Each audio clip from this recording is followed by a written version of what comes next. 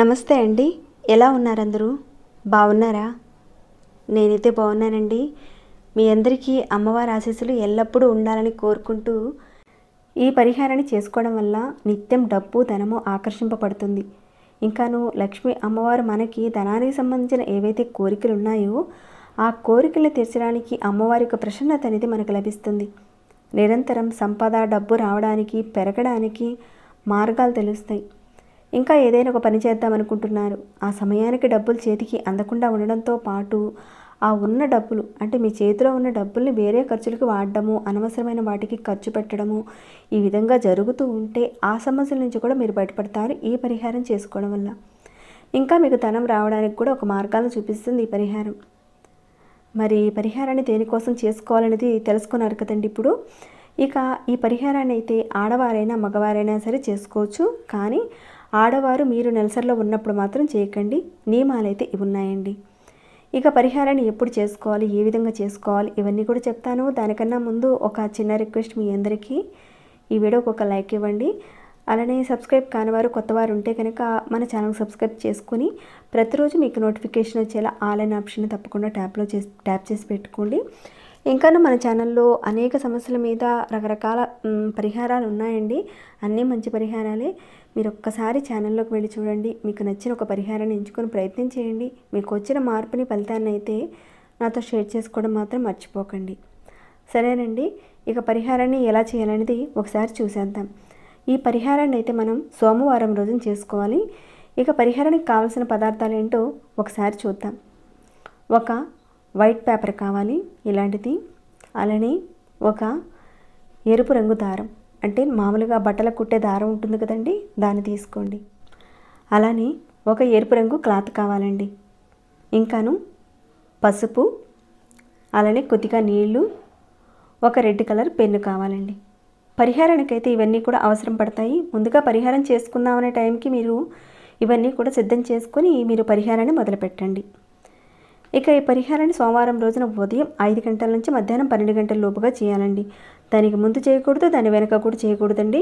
చెప్పుకున్న సమయంలోనే చేయాలి. మీరు ముందుగా ఇలాంటి ఒక వైట్ కలర్ పేపర్ తీసుకోండి.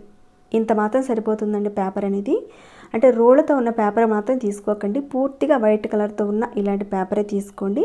పెద్దగా పేపర్ అనేది అవసరం లేదు, ఈ మాత్రం చాలు. అది కూడా మీరు చతురస్రాకారంలో అంటే 4 వైపులా కూడా ఈ 4 దిక్కులు కూడా సమానంగా వెడల్పుగా అలానే పొడవు కూడా సమానంగా ఉండేలా తీసుకోండి. ఈ మాత్రం చాలండి. ఇక ఈ విధంగా తీసుకున్నారు కదండి. ఈ పేపర్ మీద ఈ రెడ్ కలర్ పెన్నుతో మనం ఒక చిన్న యంత్రణ తయారు చేసుకుంటున్నాం. అయితే ఈ పరిహారాన్ని చేసుకోవడం వల్ల ఎలాంటి ఇబ్బంది అనేది ఉండదండి. సైడ్ ఎఫెక్ట్ ఏది ఉండదు. చెప్పిన విధంగా కరెక్ట్గా చేసుకోండి. మీరు ఈ పరిహారాన్ని మీ దేవుడి గదిలోనే చేసుకోవాలి. ఒకవేళ మాకు దేవుడి గది లేదండి సెపరేట్గా అంటారా, ఎక్కడైతే మీరు దేవుడు పటం పెట్టుకుని పూజ చేసుకుంటారు కదండి డైలీ, అక్కడే కూర్చొని చేయండి దేవుడి ముందు. ఇక అక్కడే కూర్చొని దేవుడి గదిలోనే కూర్చొని ముందుగా ఈ పేపర్ రెడీ చేసుకొని ఈ పేపర్ మీద స్క్వేర్ గీసుకోవాలి. అంటే ఇక్కడ చూపించిన విధంగా స్క్వేర్ని ఈ విధంగా పేపర్ మీద రాయండి. ఈ విధంగా రాసిన తర్వాత ఈ స్క్వేర్కి మధ్యలో అంటే ఈ బాక్స్ మధ్యలో ఒక గీత గీయండి. ఇటు ఒక భాగం అటు ఒక భాగం అనేది తయారైంది కదండి. ముందు ఈ భాగంలో ఒక అంకె రాయాలి. 6వ నెంబర్ని రాయాలి ఇక్కడ. ఈ ప్రదేశంలో మీరు 1వ నెంబర్ని రాయండి. ఈ విధంగా మీరు చేసేసిన తర్వాత అంటే నెంబర్ కూడా రాసేసారు కదండి, రెడీ అయిపోయింది ఈ పేపరు. తర్వాత దీన్ని ఒక ప్లేట్లో పెట్టండి. స్టీల్ ప్లేట్ కాకుండా ఏదైనా ఒక ప్లేట్లో పెట్టండి. పెట్టి దేవుడి ముందు పెట్టండి. ఇక అక్కడే మీరు చక్కగా కూర్చొని కాస్త నీళ్లు తీసుకోండి. ఏదైనా ఒక గ్లాసులో నీళ్లు తీసుకొని ఆ నీటిని ఆ పేపర్ మీద అంటే ఆ పేపర్ అనేది పూర్తిగా తడిచిపోకుండా పేపర్ మీద నీటిని కాస్త మీ ఉంగరపు వేలుతో అలా చిలకరించండి. కాస్త చిలకరించండి సరిపోతుంది. ఆ తర్వాత ఈ పసుపు ఉంది కదండి, దీనిని కూడా మీరు ఉంగరపు వేలుతో కాస్త తీసుకొని ఆ పేపర్ మీద చిలకరించండి. ఇదంతా మీరు ఎక్కడ చేస్తున్నారు? దేవుడి ముందు చేస్తున్నారు. ఈ విధంగా యంత్రం పూర్తిగా తయారైపోయింది. తయారయ్యేలా చేసేసారు.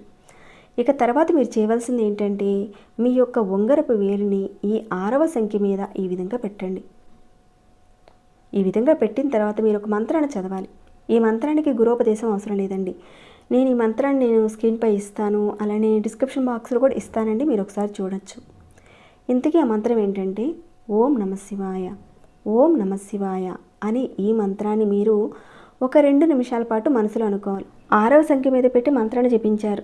తర్వాత ఈ 1వ సంఖ్య మీద ఇక్కడ మీరు మీ ఉంగరపు వేలును పెట్టి ఒక 2 నిమిషాల పాటు ఈ మంత్రాన్ని అనుకోవాలి. ఇంతకీ ఆ మంత్రం ఏంటంటే ఓం నమో భగవతే వాసుదేవాయ. మళ్ళీ చెప్తానండి, ఓం నమో భగవతే వాసుదేవాయ అనే ఈ మంత్రాన్ని మీరు ఒక 2 నిమిషాల పాటు అనుకోవాలి. మొదట 6వ సంఖ్య మీద పెట్టినప్పుడు జపించవలసిన మంత్రాన్ని ఒక 2 నిమిషాల పాటు జపించాలి. అలానే 1వ సంఖ్య మీద మీరు పెట్టిన తర్వాత ఈ మంత్రాన్ని అంటే ఓం నమో భగవతే వాసుదేవాయ అనే ఈ మంత్రాన్ని ఒక 2 నిమిషాల పాటు అనుకోవాలండి. ఖచ్చితంగా చేయాలండి ఆ విధంగా. ఈ విధంగా మంత్ర జపం అయిపోయిన తర్వాత ఈ పేపర్ని మీ వైపుకి అంటే మీ ముందుకి ఈ విధంగా మడత పెట్టండి. ఇలా పేపర్ని మడత పెట్టాలండి. ఇలా మడత పెట్టిన తర్వాత ఈ విధంగా మొత్తం కూడా ఫోల్డ్ చేసేసేయండి పేపర్ని అంతా కూడా చక్కగా. ఈ మాత్రం చాలండి. ఫోల్డ్ చేసేసిన తర్వాత ఈ పేపర్ని ఈ రెడ్ కలర్ క్లాత్లో ఈ విధంగా పెట్టి ఈ రెడ్ కలర్ క్లాత్తో పాటు ఈ విధంగా మీ వైపుకి మడచండి. ఈ విధంగా మడిచి తర్వాత పూర్తిగా ఈ విధంగా కట్టేసేయండి. ఈ విధంగా మీరు క్లాత్లో చుట్టేసిన తర్వాత మీరు ఈ రెడ్ కలర్ దారంతో మీరు దీన్ని చక్కగా ఈ రకంగా చుట్టాలండి. ఇక్కడ చూపించిన విధంగా చుట్టండి. ఒక తాయెత్తులాగా మీరు దీన్ని తయారు చేస్తున్నారు. ఇక ఎన్ని చుట్లు చుట్టాలి అనేది ఏమీ లేదండి, ఎన్ని చుట్లైనా చుట్టొచ్చు. ఈ విధంగా మీరు తాయెత్తులాగా తయారు చేసేసారు ఈ మూటని. తర్వాత ఈ మూటని మీరేం చేస్తారంటే మీ కుడి చేతిలో పట్టుకొని ధనానికి సంబంధించిన అడ్డంకులు తొలగిపోవాలి, డబ్బు ఆకర్షింపబడాలి, సంపద పెరగాలి, లక్ష్మీ ప్రసన్నత కలగాలి, నిరంతరం డబ్బు రావాలి, ధనం రోజు రోజుకి రావాలి అని మనసులో కోరుకుంటూ చేయండి. ఈ విధంగా ఈ పరిహారాన్ని ఆడవారైనా మగవారైనా చేసుకోవచ్చండి. తర్వాత ఈ విధంగా తయారు చేసిన తర్వాత ఈ యంత్రాన్ని మీ ఇంటి మెయిన్ మధ్య భాగంలో మీరు తగిలించాలి. ఇక్కడ నేను పిక్ పెడతాను చూడండి, అర్థమవుతుంది. ఇక్కడ ఈ ప్రదేశంలో మీరు పెట్టాలి. కాస్త ఒక మేకు కొట్టి ఒక ఎర్రటి దారంతో ఈ మూటను మీరు కట్టాలి. అయితే ఈ మూటను కట్టేటప్పుడు మాత్రం ఎరుపు దారాన్ని ఉపయోగించాలండి, వేరే ఇతర వాటితో మాత్రం కట్టకండి. ఈ విధంగా మీరు సోమవారం రోజున చేసేసారు. ఒకసారి చేస్తే సరిపోతుందండి ఈ పరిహారం. తర్వాత మీరు దీన్ని 6 నెలలకు ఒకసారి మార్చుకుంటూ ఉండాలి. అంటే ఈ పాత మూటను తీసేసి ఏదైనా పారేనట్లు వేసేయండి. తర్వాత మళ్ళీ యథావిధిగా ఇదే విధంగా మీరు మళ్ళీ కొత్త మూటను తయారు చేసి కట్టుకోవచ్చండి, అది మీ ఇష్టము. కానీ కట్టుకుంటే చాలా మంచిదండి చేసుకుంటూ ఉంటే. అయితే మీకు దగ్గరలో పారే నీరు లేకపోతే ఎక్కడైనా ఎవరు తొక్కని ఒక ప్రదేశంలో మట్టి తీసి ఆ మట్టిలో పెట్టేసేయండి ఈ మూటని. అది కూడా మీకు కుదరని పక్షంలో మీరు దేవతా వృక్షాలు అంటే మర్రి చెట్టు, రావి చెట్టు, మారేడు చెట్టు ఇలాంటివి పెద్ద పెద్ద చెట్లు ఉంటాయి కదండి, అక్కడ ఆ ప్రదేశంలో మొదల దగ్గర పెట్టేసి వచ్చేసేయండి ఈ మూటని. ఇది ఒక అద్భుతమైన రక్షగా ఉంటుందండి, ఆకర్షణ యంత్రంగా పనిచేస్తుంది మీ ఇంటికి. ఈ యంత్రానికి మీరే ఒక శక్తిని ఇస్తున్నారు. ఏవైతే ఆటంకాలు ఉన్నాయో అవన్నీ కూడా తొలగిపోతాయండి. ధన రాబడి అనేది రోజు రోజుకి పెరుగుతుందండి. మీరు కట్టిన తర్వాత మీరే చూడండి, మీ యొక్క జీవితంలో ఎంత మార్పు వస్తుందో మీరే గమనిస్తారండి. అమ్మవారి అనుగ్రహంతో మీకు ప్రతినిత్యం ధనం రావడానికి అవకాశం ఉంటుంది. ఒక్కసారి మీరు తయారు చేసి ఈ విధంగా కట్టి చూడండి, తర్వాత వచ్చే మార్పుని మీరే నాకు చెప్తారు. చాలా మంచి పరిహారం అండి, తక్కువ అంచనా మాత్రం వేయకండి. తప్పకుండా చేసుకొని ఆ అమ్మవారి యొక్క అనుగ్రహాన్ని మీరందరూ కూడా పొందుతారని నేను భావిస్తున్నాను. మరి ఈ వీడియో మీద మీకున్న అభిప్రాయాన్ని తప్పకుండా నాతో షేర్ చేసుకోండి. అలానే ఇంకా సబ్స్క్రైబ్ కాకుండా ఉంటే సబ్స్క్రైబ్ చేసుకోండి. ఇంకా లైక్ చేయకుండా ఉన్నారా, ఒక చిన్న లైక్ చేయండి. మరొక భక్తి వీడియోలో మళ్ళీ మిమ్మల్ని కలుసుకుంటాను. అంతవరకు సెలవు.